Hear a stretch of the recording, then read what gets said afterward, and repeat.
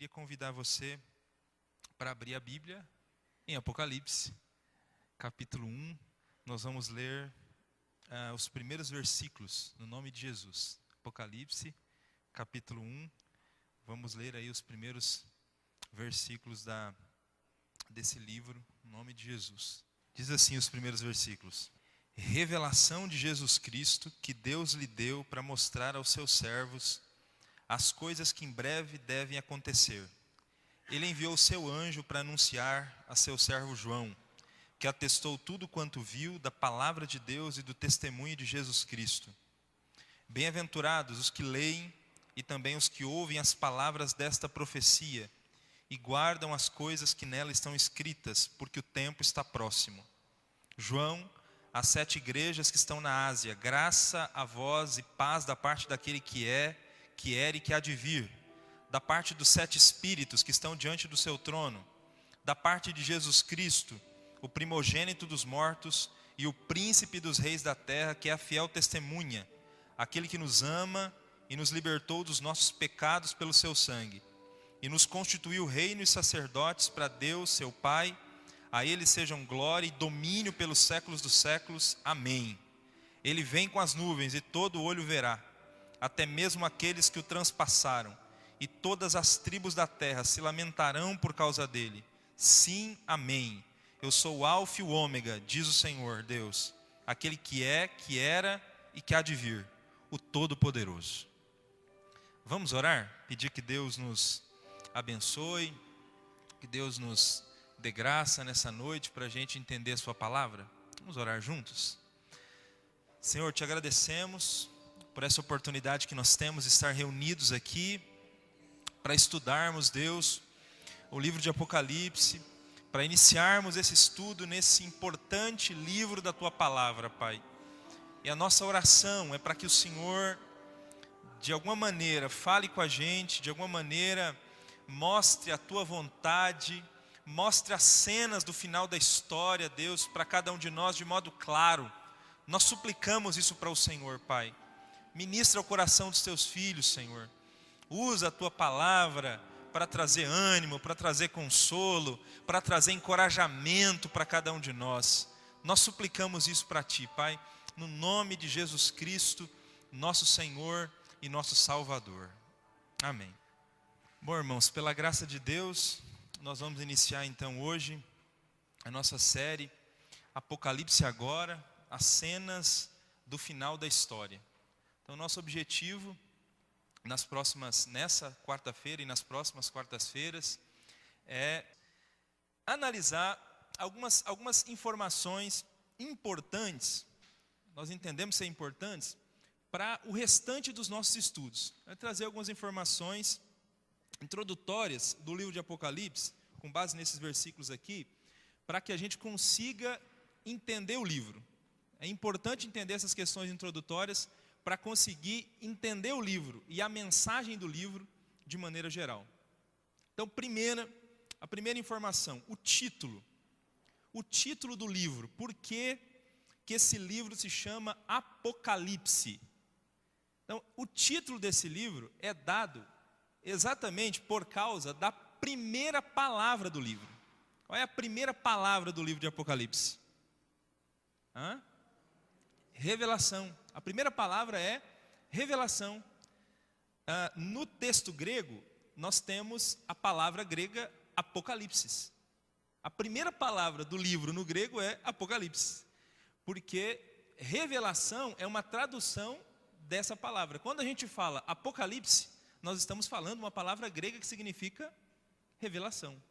Tem até uma tradução bíblica, não muito recomendada, que o título desse livro lá é Revelação, tá? E não é errado esse título, porque é o significado da palavra Apocalipse mesmo, né? Revelação. Então, é revelação, Apocalipse, a palavra que aparece aqui no primeiro versículo do livro. Essa palavra diz respeito a expor alguma coisa, a retirar o véu de cima de alguma coisa. É como se você tem um objeto encoberto e você retira o véu para que esse objeto seja visto. Então essa é a ideia do Apocalipse. é desvendar algo que está encoberto. Aí alguém pode dizer assim, mas se o objetivo do livro é desvendar algo que está encoberto, é revelar algo que está oculto, por que o livro é tão difícil? Por que tem visões tão enigmáticas? Se o objetivo é revelar, é deixar claro, é tornar claro, por que eu já li esse livro algumas vezes e não entendi muita coisa que está escrito lá? Por que tem visões tão obscuras? A resposta é, porque o livro de Apocalipse faz parte de um tipo de literatura que era muito comum na época e que não é tão comum na nossa época, que é exatamente a literatura apocalíptica.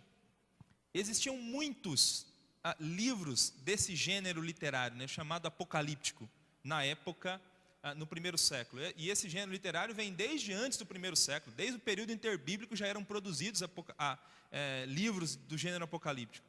Então esse tipo de literatura é caracterizada exatamente da mesma maneira como o livro do Apocalipse é escrito. Então você escreve verdades por meio de símbolos. Por que isso? Por que escrever verdades por meio de símbolos? Geralmente a literatura apocalíptica, ela surge sempre em períodos de perseguição. Então a ideia de você escrever verdades por meio de códigos é, se por um acaso a literatura ela for desviada, do seu objetivo principal e ela cair na mão dos inimigos, cair na mão dos perseguidores, eles vão pegar a literatura e eles não vão entender nada. Eles não vão conseguir entender absolutamente nada. Por quê? Porque os códigos que são usados para transmitir a verdade da literatura apocalíptica, eles são conhecidos de quem escreve e de quem está recebendo. A comunidade que produz literatura apocalíptica conhece os códigos, mas quem está de fora não conhece esses códigos. Então, hoje, nós temos algumas dificuldades, sim, com alguns símbolos presentes no livro do Apocalipse. Quando chegar lá, nós vamos ver alguns símbolos que a gente diz, olha, pode significar isso, pode significar aquilo, mas eu não tenho dúvidas de que a igreja do primeiro século, ela sabia exatamente o que significava todos os símbolos que João utilizou para escrever o livro do Apocalipse. Era bem conhecido por aquela comunidade. Então é por isso que o Apocalipse ele tem esses códigos, ele tem esses símbolos, A literatura apocalíptica é diferente de uma literatura que a gente conhece como profecia, Então você tem livros da Bíblia que são classificados como profecia. Mas na profecia você fala de coisas futuras, você revela coisas futuras e acontecimentos futuros, mas com linguagem clara, linguagem que todo mundo entende. Por exemplo, quando Jesus, no Apocalipse dele, lá em Mateus capítulo 24, 25, Marcos capítulo 13, ele falou de acontecimentos futuros. E no futuro vai se levantar nação contra nação, vai ter fome, vai ter peste, filhos vão se voltar contra os pais, pais contra os filhos, vão surgir falsos profetas. Enfim, ele falou de eventos futuros usando linguagem clara. Agora na literatura apocalíptica não, ela fala desses eventos futuros, mas aí coloca no meio, aí vai surgir uma besta, uma besta sobe do mar, outra besta sobe da terra, aí tem uma mulher montada em cima dessa besta, que tem 7 cabeças, que tem 10 chifres. Então ele está transmitindo a verdade, mas por meio desses códigos, Então esse é uma característica da literatura apocalíptica, e o Apocalipse é um livro desse gênero, por isso que ele tem tantos códigos e tantas mensagens para ser desvendadas. Graças a Deus que a igreja preservou durante os séculos a interpretação desse livro. Os pais da igreja escreveram sobre a interpretação do livro do Apocalipse e muitos desses códigos foram, na verdade quase todos eles foram preservados, Por isso que até hoje, em certa medida, a gente consegue ler o livro do Apocalipse e entender esses códigos que são apresentados no livro de Apocalipse. É interessante que o texto diz, revelação de Jesus Cristo, que Deus lhe deu para mostrar aos seus servos as coisas que em breve devem acontecer. Isso aqui não deve causar confusão na gente, essa expressão aqui, as coisas que em breve devem acontecer. Como assim em breve devem acontecer? Já tem quase 2000 anos que o livro foi escrito, e tem muita coisa que não aconteceu ainda, mas isso aqui, irmãos, essa expressão, em breve deve acontecer, isso aqui mostra que a igreja primitiva, essa era uma marca dos cristãos da igreja primitiva, eles viviam com a expectativa da iminente volta de Cristo. E isso acontece em todas as gerações de cristãos. Ao longo dos tempos, isso sempre aconteceu com todas as gerações de cristãos. Cada geração de cristão imagina, ou tem a impressão que a sua geração é a última geração. Que Jesus logo vai chegar, que Jesus logo vai aparecer. Não é assim que nós vivemos? Nós não temos essa impressão? Nós não dissemos, Jesus em breve vai voltar, Jesus está voltando, não se prepare. Ao longo da história sempre foi assim. Os cristãos, eles vivem na expectativa da iminente volta do Senhor Jesus Cristo. Por isso João utiliza aqui a expressão, as coisas que em breve vão acontecer, as coisas que rapidamente irão acontecer. Essas coisas que foram reveladas para o João. Quem é o autor desse livro aqui? O versículo 1 diz que Jesus revelou para João, por meio de um anjo, as coisas que em breve devem acontecer. Ele enviou o seu anjo para anunciar a seu servo João, que atestou tudo quanto viu da palavra de Deus e do testemunho de Jesus Cristo. O autor do livro, ele é identificado apenas como João. Quem é esse João aqui do livro do Apocalipse? Esse João é o apóstolo João. Esse João é aquele João do grupo dos 12. Aqui não é João Batista, aqui não é João, um discípulo, que alguns pais da igreja escreveram sobre um discípulo chamado João, que viveu na Ásia Menor no final do 1º século, que não era o apóstolo. Então não é esse discípulo, que às vezes é mencionado. Aqui é o apóstolo João mesmo. A maioria do testemunho dos pais da igreja vai confirmar que esse João que está escrevendo aqui é o João apóstolo, que viveu os últimos dias dele na cidade de Éfeso, que viveu os últimos dias dele na Ásia Menor. Aliás, ele era uma celebridade do cristianismo nessa época, porque era o único apóstolo dos apóstolos originais de Jesus vivo. Ele era o único vivo. Então, era uma alegria poder conviver com esse homem, e todo mundo queria conhecer o apóstolo João. Então, por isso que ele não precisa colocar aqui João, o apóstolo. Ele não dá descrições mais pormenorizadas sobre ele, porque todo mundo sabe quem ele é. Falou que é João que está escrevendo, todo mundo sabe quem é esse João. Ele é bem conhecido das igrejas daquela região que receberam essa carta. No versículo 9 do capítulo 1, João diz que ele está na ilha de Patmos quando ele escreveu a carta. A ilha de Patmos funcionava como uma prisão natural do Império Romano. Para lá eram exilados os prisioneiros políticos. E possivelmente João foi mandado para a ilha de Patmos por mandado do imperador Domiciano, por causa da fé cristã. Aliás, ele diz isso. Ele diz isso nos versículos 9 e 10. Que ele também está sofrendo perseguição por causa da fé. Por causa da fé cristã, ele como principal líder cristão, ele foi exilado na ilha de Patmos. E lá, os prisioneiros que para lá iam, eles tinham todos os seus bens e direitos confiscados. Então ele está na ilha de Patmos como um prisioneiro. E na ilha de Patmos, no dia do Senhor, isto é, num sábado, João recebe a revelação do Apocalipse. Isso aí, nós estamos falando por volta dos anos 90 a 96 depois de Cristo. É o período do reinado do imperador Domiciano. Então, possivelmente, nesse período, João recebe a revelação do Apocalipse. Então, nós estamos falando aqui do final do 1º século da era cristã, quando esse homem recebe as revelações desse livro. Ele vai ser liberto depois e vai viver os últimos dias dele na cidade de Éfeso. O imperador seguinte, Nerva, ele anistiou os prisioneiros políticos. João acabou se beneficiando dessa anistia e ele também tem o direito de voltar para Éfeso. Patmos não ficava muito longe de Éfeso. Éfeso é uma cidade costeira, litorânea. Então, dava inclusive para ver a ilha de Patmos da cidade de Éfeso. Até hoje, se você colocar lá no Google Maps e pesquisar, você consegue enxergar a ilha de Patmos. Ela não fica muito distante da costa, então era possível enxergar. Aí para lá o imperador mandava os prisioneiros para eles ficarem presos. Depois de algum tempo, João teve o direito de voltar para Éfeso. Ele vai viver os últimos dias dele na cidade de Éfeso, especificamente. Então, João escreve essa carta. E para quem João escreve essa carta? Então, o versículo 3 diz assim, bem-aventurados os que leem e também os que ouvem as palavras desta profecia e guardam as coisas que nela estão escritas, porque o tempo está próximo. Bem-aventurados os que leem.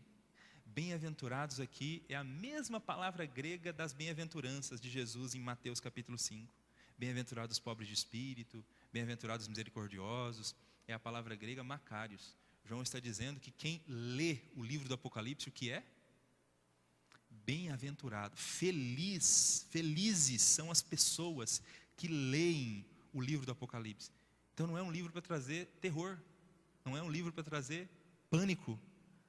Quem lê o livro é feliz. Felizes são os que leem, felizes também são os que ouvem. Por que felizes os que ouvem? Talvez ele esteja se referindo aqui à prática que era comum nas igrejas da época, quando uma igreja recebia um documento oficial enviado por um apóstolo, era comum esse documento ser lido em voz alta diante de toda a igreja.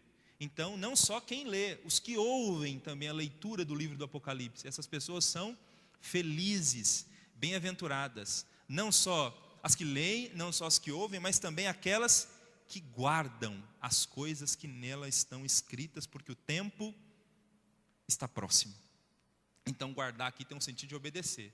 São felizes quem lê, quem ouve e aqueles que obedecem. Aqueles que levam em conta as orientações, as advertências, as instruções presentes no livro do Apocalipse. Nós podemos nos considerar essas pessoas? Bem-aventuradas, porque leem, porque ouvem, e porque guardam as palavras dessa profecia? Eu espero que sim.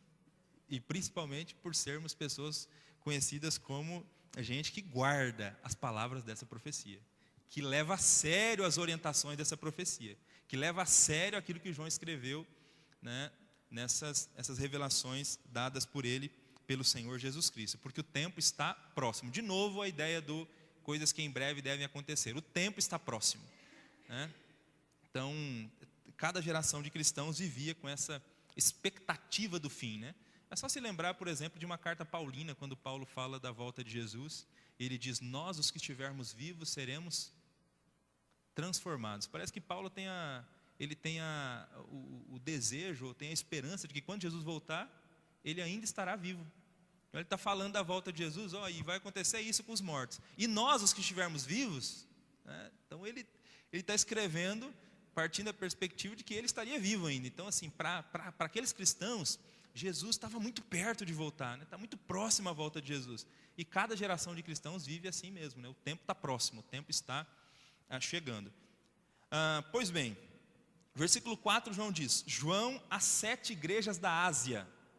As 7 igrejas da Ásia. Quais são as 7 igrejas da Ásia para as quais João escreve esse livro? Então, ele vai nomear cada uma delas no versículo 11. Éfeso, Esmirna, Pérgamo, Tiatira, Sardes, Filadélfia e Laodiceia. Então a carta é escrita para os servos de Deus. Num primeiro momento, os servos de Deus aqui recebem diretamente o livro, são essas 7 igrejas. Então, por que para 7 igrejas? Então aqui já tem uma informação legal do livro de Apocalipse. O número 7 é um número muito importante no livro, ele vai se repetir mais de 50 vezes. Nós temos 54 vezes a menção ao número 7. 7 é um número que indica plenitude, perfeição, é um número importante para os judeus. Então, escrever uma carta para 7 igrejas, de alguma maneira, tem o significado de escrever uma carta ou um livro para todas as igrejas. O livro é para todas as igrejas de todas as épocas e lugares. Até porque na igreja, no primeiro século, na Ásia Menor, não haviam apenas 7 igrejas.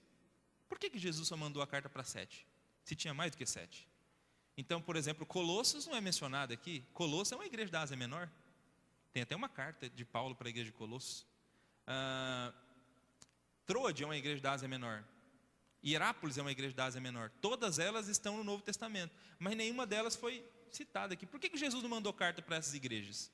Por que só essas 7? E não mencionou as outras igrejas da Ásia? Porque de alguma maneira essas 7, elas representam a totalidade das igrejas. O que Jesus escreveu para essas 7 igrejas é o recado dele para todas as igrejas. O Apocalipse foi escrito para a gente. O Apocalipse foi escrito aqui para Iab de Santana. O Apocalipse foi escrito para os cristãos do século 21. O Apocalipse foi escrito para todos nós. Porque o Apocalipse é um livro escrito para todos, para todo o povo de Deus, para todos os servos de Deus. Então é uma mensagem para você. E você é bem-aventurado por ler, ouvir e guardar a mensagem do Apocalipse. João saúda esses cristãos em nome da Trindade. A saudação de João é uma saudação trinitária. Ele diz: graça e paz, graça a vós e paz da parte daquele que é, que era e que há de vir. Aqui é uma referência a Deus Pai, né? Talvez essa maneira pela qual ele se refere a Deus Pai, que é, que era e que há de vir, seja com base lá no livro do Êxodo, capítulo 3, versículos 14 e 15. Ele saúda em nome daquele que é, que era e que há de vir. Ele saúda também em nome dos 7 espíritos que estão diante do trono, diante do seu trono, né? Quando a gente chegar no capítulo 4 do Apocalipse, tem lá um trono, e Deus está sentado nesse trono, e ao redor desse trono está os 7 espíritos de Deus. Então, esse primeiro ser nomeado por João aqui é o próprio Pai, né? Então ele está saudando em nome do Pai. Aí ele está saudando em nome dos 7 espíritos. Quem são os 7 espíritos? Os 7 espíritos aqui é uma referência ao próprio Espírito Santo. Como a gente disse, 7 é um número que indica perfeição, que indica plenitude. Então João, quando ele saúda a igreja também em nome dos 7 espíritos, ele está saudando a igreja também em nome do Espírito Santo. Ele está falando aqui da perfeição do ser do Espírito Santo. O Espírito Santo é perfeito em seu ser, é perfeito em sua atuação, é perfeito em sua sabedoria, é perfeito em tudo que faz, né? Essa expressão 7 Espíritos de Deus, ela vai se repetir várias vezes no livro do Apocalipse. Não é? Essa aqui é a primeira vez que ela aparece, mas ela vai se repetir outras vezes, sempre fazendo menção ao Espírito Santo, sempre fazendo menção ao Espírito Santo. Tem um texto lá em Isaías, no capítulo 11, versículo 2, que fala sobre o Espírito do Senhor, e lá são apresentadas 7 características do Espírito do Senhor. Então, talvez João esteja pensando nessas 7 características também, quando ele fala do Espírito Santo, usando esse código, né? 7 espíritos, os 7 espíritos que estão diante do seu trono. E ele sauda também em nome de Jesus Cristo, por isso que a gente diz que é uma saudação trinitária. Ele sauda em nome do Pai, do Espírito e do Filho, porque o versículo 5, e da parte de Jesus Cristo, primogênito dos mortos, o príncipe dos reis da terra, que é a fiel testemunha. Então é uma saudação trinitária que ele faz aqui no texto para a igreja. E como Jesus é apresentado, ele é o primogênito dos mortos aqui nesse texto. Ele é o soberano dos mortos. Primogênito aqui diz respeito àquele que tem a autoridade, aquele que é soberano.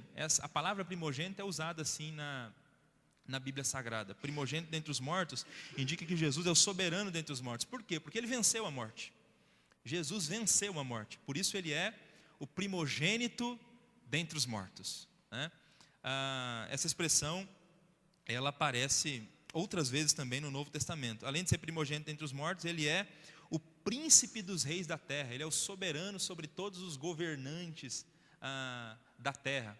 Porque João também está falando de Jesus usando linguagem bíblica mesmo, linguagem do Antigo Testamento, né? Deus é apresentado assim, como aquele que levanta reis, derruba reis, né? Ele é o soberano sobre todos os governantes. Por trás da história tem um Deus que é soberano, tem um Senhor que é soberano e que controla todas as coisas. E ele também é fiel testemunha, né? É o Apocalipse de Jesus. João atestou tudo que viu da palavra de Deus e do testemunho de Jesus. E agora ele fala que Jesus é a fiel testemunha. Tudo que Jesus revelou pode ser acreditado.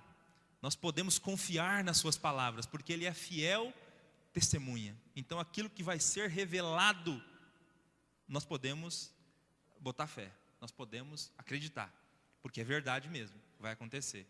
O legal na sequência aqui é que aí ele está falando de Jesus e ele se dirige para a gente, aquele que nos ama.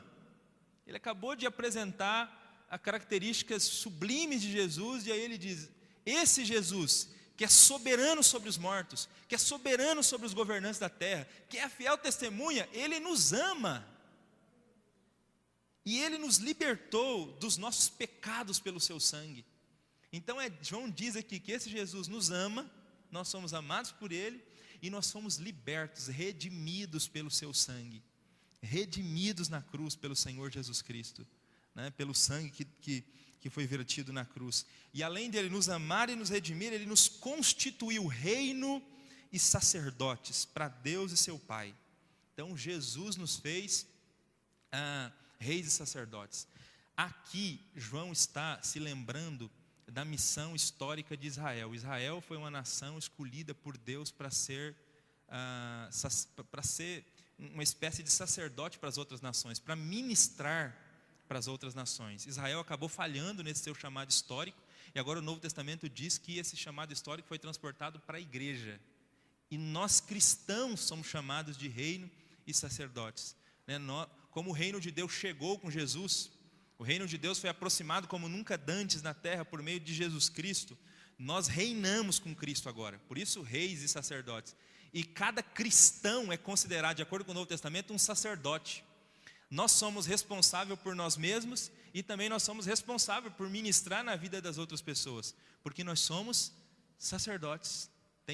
O acesso a Deus foi aberto para cada um de nós por causa de Jesus, que nos redimiu por meio do seu sangue. Então cada cristão foi feito reino e sacerdote. Você é um sacerdote do Altíssimo. E por isso sacerdote não é só o pastor, sacerdote não é só o diácono, nem só o presbítero. Cada cristão é um sacerdote. Pode falar com Deus, ser ouvido por Deus, pode ministrar na vida de outras pessoas, né? Pode orar por outras pessoas, pode interceder por outros, né? Leva o evangelho para outros. Cada cristão é um sacerdote. Jesus nos constituiu reino e sacerdotes, e nós já reinamos com o Senhor Jesus Cristo. E aí depois que João diz isso, que ele nos ama, além de nos amar, ele nos redimiu, além de nos redimir, ele nos constituiu reino e sacerdote, aí parece que ele faz uma pausa para glorificar. Então a ele seja a glória e o domínio pelos séculos dos séculos, amém. Né? Não sei se você tem vontade de glorificar a Deus também, quando você ouve que ele te ama, ele te redimiu e ele te constituiu reino e sacerdote. Mas é exatamente o que João faz. Então a ele seja a glória para todo sempre, amém. Aí ele volta para falar do tema principal do livro. Qual é o tema principal do livro do Apocalipse? O tema principal é o retorno de Jesus para estabelecer o seu reino de maneira plena.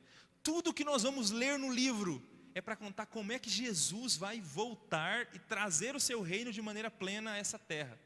Então ele vai explicar com detalhes tudo o que vai anteceder esse momento e o que vai acontecer quando esse momento chegar. Então ele diz no versículo 7, ele vem com as nuvens, e todo olho verá, até mesmo aqueles que o transpassaram, e todas as tribos da terra se lamentarão por causa dele. Sim, amém.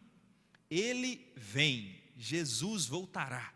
Ele anuncia esse tema aqui, e a última oração do livro, os últimos versículos do livro, é uma oração. Qual é a oração que está lá nos últimos versículos do livro? Capítulo 22 do livro do Apocalipse, versículo 20, aquele que dá testemunho dessas coisas diz, certamente venho em breve, amém, vem Senhor Jesus. Então, é o tema principal, ele vem, e o livro termina dizendo, vem Jesus, vem Jesus. É a igreja clamando para que ele venha, porque o livro conta a história, né, o livro desvenda cenas do final da história, de quando Jesus voltará, para trazer o reino dele de maneira plena, né, a essa terra, de alguma maneira. Esse texto aqui, esse versículo, aqui a gente começa, tem uma parte nesse texto aqui que é importante para a gente, principalmente diante daquilo que nós cremos em relação à volta de Jesus, porque o texto diz que Jesus vem e todo olho verá, até mesmo aqueles que o transpassaram, até mesmo aquele que o transpassaram. Então primeiro esse texto mostra que a vinda de Jesus será visível, todas as pessoas o verão. Nós não cremos em arrebatamento secreto. Eu sei que está passando uma novela aí sobre o Apocalipse, e que eu sei que circulou muito hoje uma cena do arrebatamento secreto. Eu não sei quando é que passou essa cena, se faz pouco tempo, se faz muito tempo, porque eu não estou assistindo novela. Foi quando? Ontem. Então foi ontem. Nós não cremos em arrebatamento secreto. Tá? Nós não acreditamos que vai chegar um momento que os cristãos vão sumir da terra, né? E aí vai ficar aqui na terra só os ímpios, né, para ter mais um período ainda de oportunidades. Nós não cremos nisso porque não tem nenhum momento do livro do Apocalipse que isso é apresentado, né? E parece que essa ideia não faz jus ao testemunho do Novo Testamento. né, os cristãos estarão na terra. Até o momento de Jesus voltar, até o momento de Cristo aparecer segunda vez, os cristãos estarão na terra, né? E todo olho verá o Senhor Jesus, até mesmo aqueles que o transpassaram. Essa expressão, até mesmo aqueles que o transpassaram, o que essa expressão significa? Num primeiro momento, e parece que esse é o significado, né, diz respeito àquelas pessoas que literalmente, né, e fisicamente, né, executaram Jesus, trabalharam lá na execução de Jesus. Aqueles que o chicotearam, né, aqueles que o feriram, aqueles soldados lá que transpassaram a lança lá do lado do Senhor Jesus Cristo. Então, parece um indicativo dessas pessoas. Aí a pergunta que vem na sequência é, se essas pessoas mesmo, então, aqueles que conhecem a maneira como nós explicamos a escatologia, sabem que nós acreditamos que quando Jesus vier, quem vai ressuscitar? Ressuscitarão os salvos, né? Nós vamos chegar nisso lá na frente para falar mais dessa doutrina, mas vamos ressuscitar os salvos. Os ímpios mortos continuarão mortos, porque primeiro vai ter o período do milênio. É depois do milênio que os ímpios mortos vão ressuscitar para o julgamento final do grande trono branco lá do Apocalipse. Ora, se os ímpios mortos só ressuscitam depois do milênio, como é que todo olho verá, até mesmo aqueles que o transpassaram? Então, diante da nossa doutrina, então a gente precisa explicar esse texto aqui. Então, de alguma maneira, tudo que vai acontecer no que diz respeito à volta de Jesus, né, depois que ele vier, todos os acontecimentos que são descritos, né, relacionados à volta de Jesus, estão incluídos nesse pacote chamado segunda vinda de Cristo. Então, todo olho verá mesmo, até mesmo aqueles que o transpassaram, mas não em momentos, no mesmo momento, não na mesma hora. Todo olho verá, os salvos por ocasião do seu regresso, os ímpios por ocasião, né, de quando Jesus vier com a sua igreja depois do milênio, para quando eles forem ressuscitados para encontrar com Jesus no grande trono branco do Apocalipse, que é o trono do juízo final. Então todo olho verá mesmo, né? Não tem esse que não vai ver o Senhor Jesus Cristo voltando nas nuvens, né? O Senhor Jesus Cristo nas nuvens. Não tem esse que não vai ter que dar de frente com o Senhor Jesus Cristo de alguma maneira, em momentos diferentes, em momentos distintos, mas todo olho o verá, todo olho verá. Tem uma interpretação alternativa de um autor chamado George Eldon Ladd, é um autor de um comentário do Apocalipse da Vida Nova, que ele diz assim, que até mesmo que os transpassaram, né, segundo ele, né, ele disse que não precisa ser entendido especificamente como se referindo àquelas pessoas que fisicamente feriram Jesus, mas a todos aqueles que de igual modo ao longo da história demonstram hostilidade a Cristo, são hostis a ele, são hostis à sua obra. Então seria uma referência a todos os ímpios, né, de maneira geral, e não somente aqueles que o transpassaram mesmo fisicamente. É uma outra interpretação alternativa que também não fere em nada aquilo que a gente acredita, mas historicamente nós temos explicado, como eu apresentei num primeiro momento aqui, né, que até mesmo os que os transpassaram diz respeito àqueles que fisicamente mesmo feriram o Senhor Jesus Cristo. Então todos verão o Senhor Jesus. E o texto diz aqui que todas as tribos da terra se lamentarão por causa dele. Por que as tribos da terra se lamentarão por causa dele? O Apocalipse mostra isso, irmãos. Mostra isso quando Jesus vem, porque os ímpios vivos, quando Jesus aparecer no céu, o Apocalipse mostra pelo menos umas 2 vezes eles se lamentando. Porque tudo que a igreja pregou durante todo o tempo que antecedeu esse evento, tudo que a igreja pregou era verdade. Tudo que os cristãos que eram considerados chatos pregaram era verdade. E agora Jesus apareceu. Agora Jesus veio para buscar os cristãos e para trazer o seu reino de maneira plena. Só que agora não dá tempo mais deles fazerem nada. Porque Jesus, que é dono de tudo por direito, ele vai vir requerer o que é dele. E nesse dia que ele vier para requerer o que é dele, aí não dá tempo mais de fazer absolutamente nada.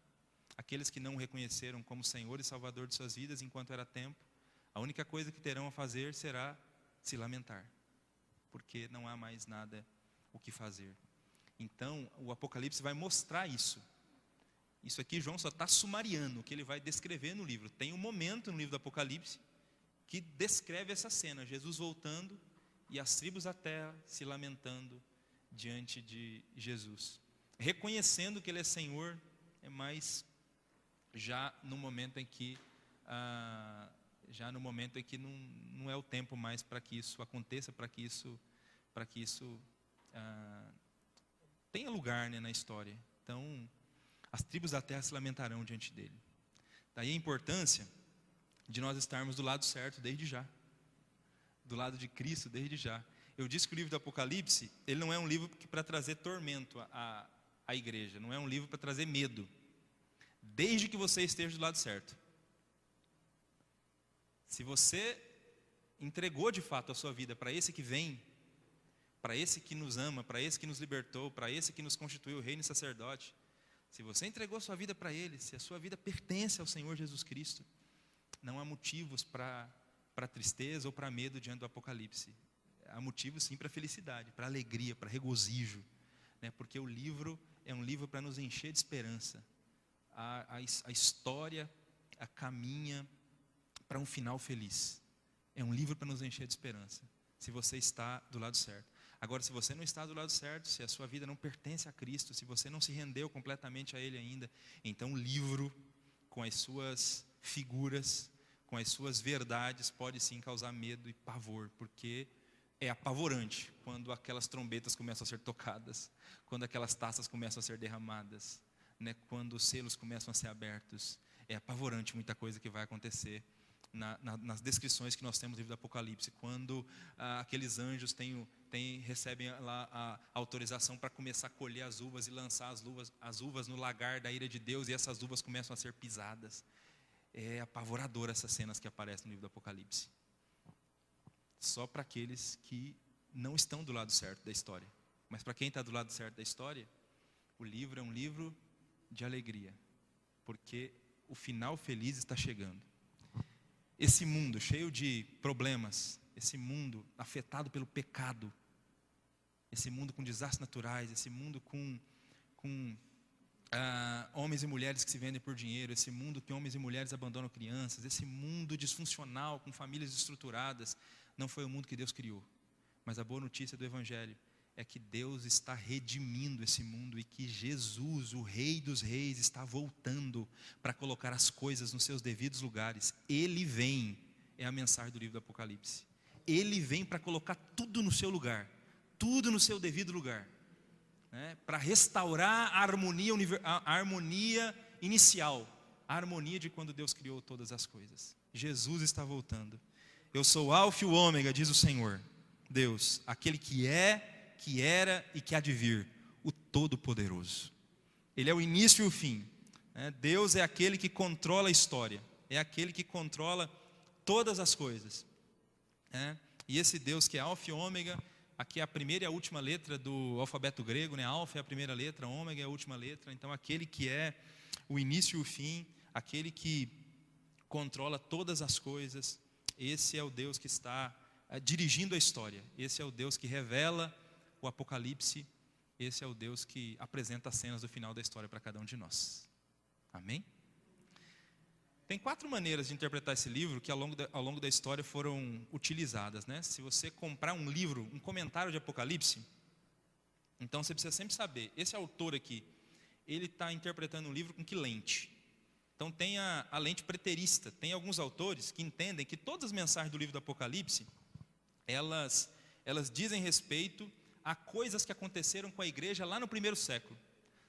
São mensagens relacionadas às igrejas que receberam originalmente a carta.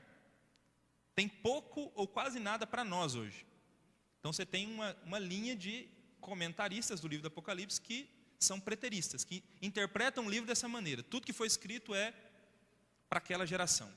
Tem outra linha de intérpretes que é a chamada escola idealista, que vai ler o livro do Apocalipse e vai dizer o seguinte: olha, tudo que está no livro, nada disso aconteceu na história. Tudo que está no livro é apenas um símbolo da luta do bem contra o mal. Então essas pessoas não estão pouco se importando em tentar achar lugares na história para o que está descrito no Apocalipse. Porque o Apocalipse não está falando nada de história. É só uma descrição da luta do bem contra o mal, e a mensagem é: o bem vai vencer no final. Então, simplesmente isso. Nós temos muitos autores também idealistas. Tem a escola histórica de interpretar o livro, que entende que o livro do Apocalipse é um grande resumo da história. Então, você consegue... ele está contando a história de maneira sequencial, né, o livro do Apocalipse. Então, você tem que ler o livro e descobrir em que parte da história nós estamos agora. Então, hoje nós estamos vivendo aqui o capítulo 17, porque ele está desenrolando a história. Então, nós estamos aqui no 17 agora. Não, nós estamos no 20. Né? E tem uma linha que é a linha futurista, que tudo o que está escrito no Apocalipse é para o futuro. Né? Todas as mensagens dizem respeito àquele tempo breve que antecederá a volta do Senhor Jesus Cristo.